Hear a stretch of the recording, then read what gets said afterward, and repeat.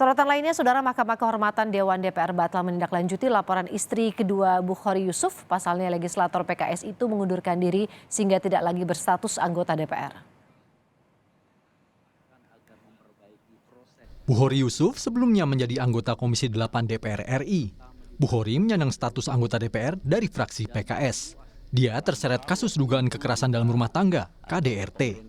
Bukhari dilaporkan sang istri ke Mahkamah Kehormatan Dewan MKD hingga ke Bareskrim Polri. Ketua MKD yang juga berasal dari Partai Keadilan Sejahtera, Adeng Darjatun, mengatakan mahkamah tak bisa melanjutkan laporan istri Bukhari karena sang suami bukan lagi anggota DPR.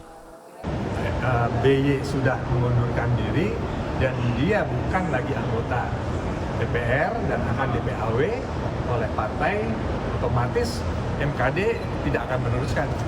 Jadi pemeriksaannya selesai karena saudara BY itu sudah mengundurkan diri.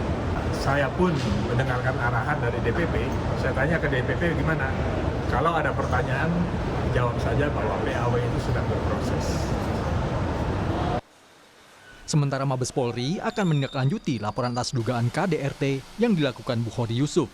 Kasus ini telah resmi dilaporkan oleh istri kedua, politisi dari Dapil 1 Jawa Tengah itu. Karopenmas Divisi Humas Polri Brigjen Ahmad Ramadan mengatakan kasus ini sebelumnya dilaporkan dan ditangani oleh Polrestabes Bandung. Kini penanganannya diambil unit PPA Direktorat Tindak Pidana Umum Bareskrim Polri. Tim Liputan Kompas TV.